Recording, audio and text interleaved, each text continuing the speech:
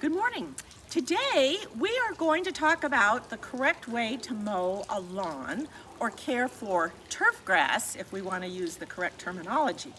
I love lawns and I love mowing my own lawn too. And I brought my lawnmower from home to demonstrate lawn mowing techniques on this little piece of lawn.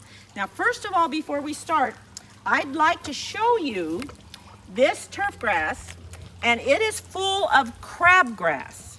Crabgrass is bad. We don't want crabgrass. And you see these large leaves down here, that's crabgrass. And that's going to overtake our good lawn, which is Bermuda. So if we allow it, they'll spread out and they'll just crowd out your good grass. So you don't want crabgrass. Now, how do we keep crabgrass out? Well, the best way is to use a pre-emergent fertilizer in about February. So the fertilizer would have also a pre-emergent herbicide that keeps the crabgrass from germinating. It germinates when the soil temperature gets to be about 55 degrees. It could be February, it could be March. So you need it on there before. Obviously we didn't get it on here, but that's good because I can show you what crabgrass looks like. Okay, so now what we're gonna do, I will put some post-emergent herbicide on here. Now I'm gonna mow it first today and discuss the correct way to mow a lawn. Did you know there's a correct way? And did you know that you follow patterns? So what we're gonna do is we're going to mow this direction. And then every time you mow, you should rotate a quarter turn so that you don't get ruts in your lawn. Because otherwise, later on, you're gonna have ruts. And I'll tell you a little story that's fun. And it's true. It demonstrates ruts. So the Oregon Trail, when all the pioneers came across to California, they came across the Oregon Trail. Those ruts from the wagon wheels are still visible if you look at the Oregon Trail, and I've even seen it a couple years ago. So that's why you want to avoid soil compaction, and that's what it is when you go the same pattern all the time. You're compacting the soil. And the plants don't do as well in compacted soil because they need oxygen so the roots can grow, and they need air space. And if you compact that soil down, then those roots don't do as well, and your soil is not going to be healthy, and your turf grass will not be as healthy. So I want to help you have the best looking lawn on your block or in your neighborhood. So that's how we're going to start today. So first of all, we're going to do a pattern all the way around. Then we'll mow with this pattern, and then what we'll do is what I call a cleanup sweep. So when we're through mowing, then we go all the way around again to have a nice clean pattern all around the edge. The mower that I'm going to use, it's over here. This is a snapper, and it has a vacuum action. So it sucks up into the bag. This particular type of mower, if you are mowing earlier in the morning and the lawn is a bit moist, it will pull it up so it works better. Some will push it down and then you have a mess, or it's not as clean, okay? Now, it's important to maintain your lawnmower. So about once a year it should go in for servicing, change the oil, and sharpen the blades. If you have dull blades, then your cuts are not clean cuts, they're jagged. So you want a nice clean cut also. If you're not sure whether it takes a mix or straight gas, always look at the cap. And if you have a piece of power equipment that has a gas tank and a drop of oil, then that means you need a mix. This one doesn't because it's clear. So this takes straight gas. And use a good quality gas. Don't use the cheap gas. It clogs it up more. So you want to use the good quality, either the medium or the premium.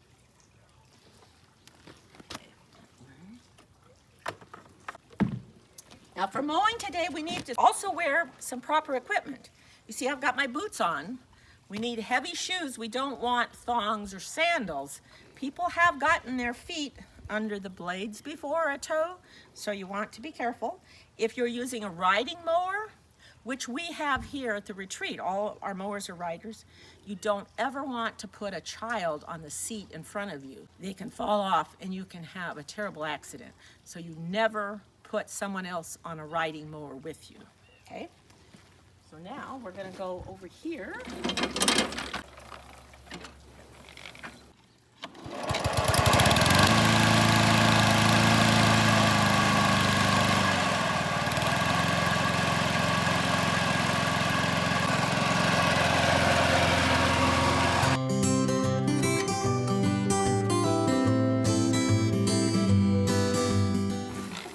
That I neglected to do.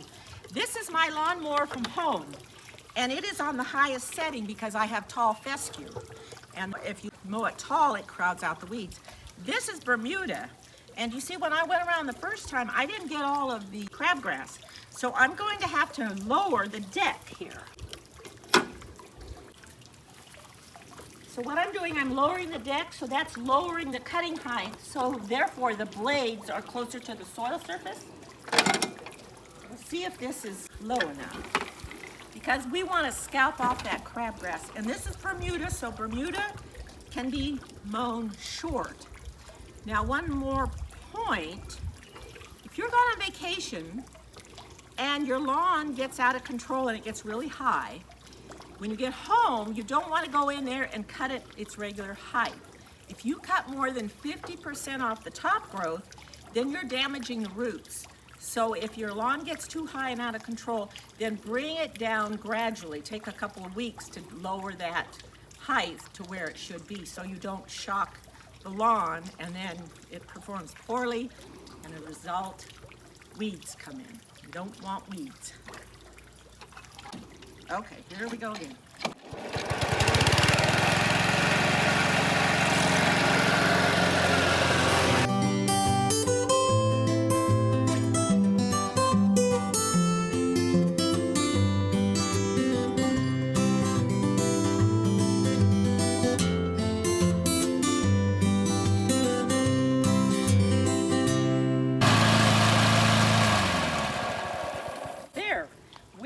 Completed our mowing, and if you can see the pattern through here, do you see the pattern we've created? If you notice, when I was mowing, I overlapped, so my wheels did not go in the same space where I just came from. I overlapped it a little bit, because a lot of times if people don't pay attention and they don't overlap, they get all these tufts where they miss, so you get lots of tufts down the middle. Okay, so that's one thing to watch for. And then the next time we come in and mow, so we went this way, so we're going to mow this way. So we're going to mow at that angle.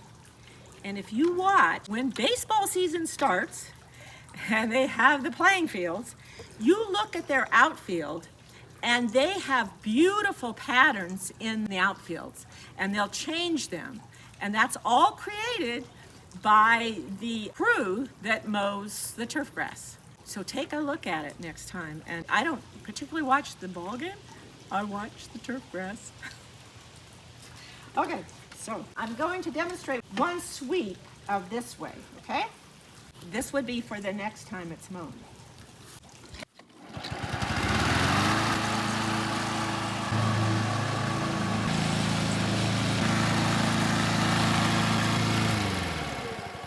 I showed you up and back, and if you notice, I overlapped so I didn't get a ridge of unmown grass down the middle. Go at a uniform speed. This mower has slow and fast. Try and mow on a regular basis. Try and mow like once a week, not on the same day. Then you don't let the turf grass get too long. And then when you cut it back too short, then it suffers. Everything you do that's not correct allows the weeds to invade. So if you have a very healthy turf grass, it helps you keep the weeds out. Okay? Our goal is to keep the weeds out, keep it fertilized. Now you can get a mulching mower that you don't bag, and it throws the clippings down, and that helps with a little bit of nitrogen, so it helps with the lawn. And those are common, the mulching mowers. I don't use a mulching mower because particularly small areas, you don't want the loose grass out here, then you have to pick that up. When you have the bag, for small areas, that are real detailed, then you pick it up so you don't have extra cleanup. Now, you may ask why I didn't lower the mower lower to get all the crabgrass. Well, the reason is I'm going to come in with a post-emergent, meaning after, herbicide, and I'll spray all of the crabgrass. And the more leaf blade I have, the more leaf surface I have, the better acting, the more successful it will be. You can use a liquid, 2,4-D, or you can come in with a granular that's with a fertilizer. If you come in with a granular, you water the lawn first so it's moist, and then you apply that granular fertilizer with the weed killer, and that helps the granular stick to the leaf surface. And then you don't water for 2 days. Okay, so the same way, if we spray it with a liquid, we'll have it moist, then we'll spray it, and then we won't water it for a couple of days because we want that chemical to adhere to the leaf surface and translocate down to the roots. So it not only does it get the leaf, it gets the roots, and so it kills the plant. So our goal is to have a weed-free lawn right here, because this is our main entrance, this is our focus, this lawn, when you arrive to the retreat. Everything is so important to time things, the right time. And if we're late, which we didn't get the pre-emergent herbicide down for the crabgrass, then we have twice as much work to do, because now we have to come in and spray it. And we would have done it at just one application in February or March if we had followed through then. But now we're having to do catch-up. So that's why timing is so important. When you apply something, when you plant it, how well it does. It determines your outcome, your success. Now I'm going to show you how to apply fertilizer.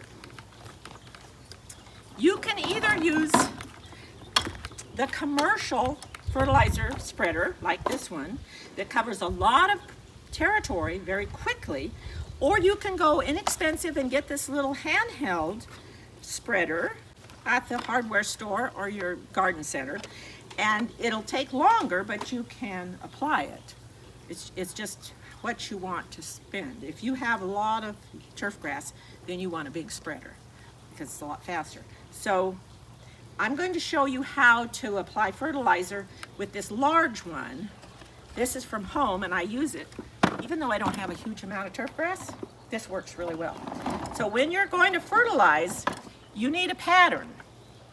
And if you do a crosshatch, you do one way and then you do the other way, then you don't have gaps. You make sure you don't have big gaps that don't get your fertilizer so that your color is uniform. If you have gaps, you're going to have dark and light greens. Always read the bag and adjust it accordingly. If you apply too much fertilizer, you'll burn the lawn. And you can burn the lawn more easily with some fertilizers than others.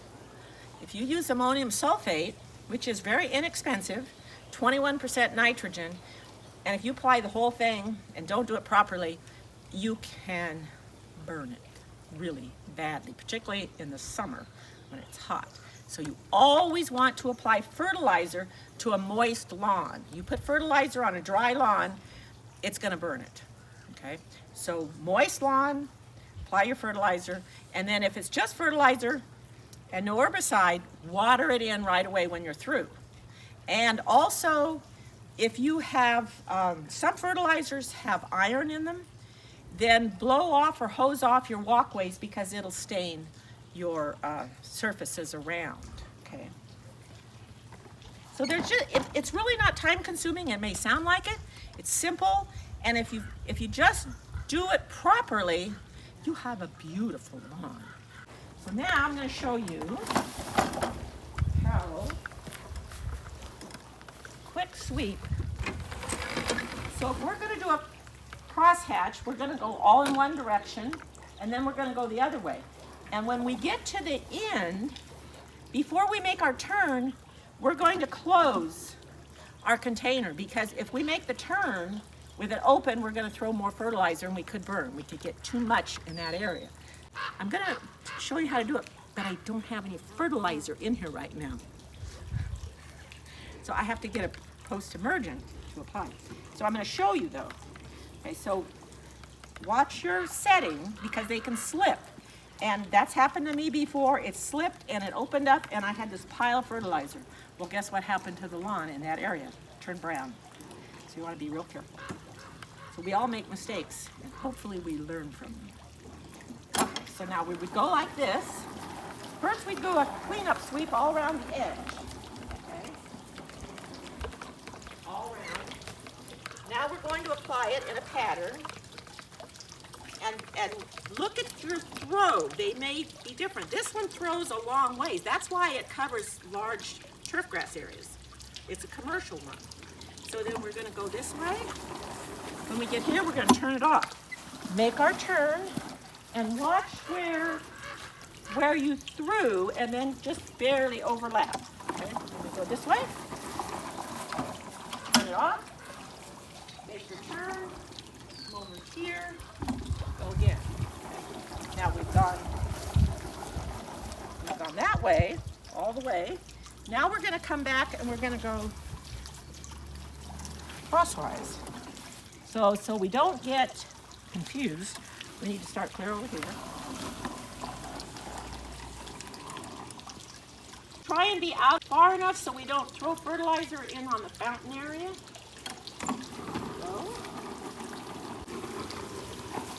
Now, if we were applying this pre-emergent in the spring, that would overlap the flower bed here, and we wouldn't have these weeds that now we're going to have to go in and remove them by hand or with a hoe or a hula hoe. That's it for turf grass. I hope that you can go home and have the most beautiful lawn on the block. Before we go, I have something very important to show you. Remember we talked about geraniums in one of our previous episodes.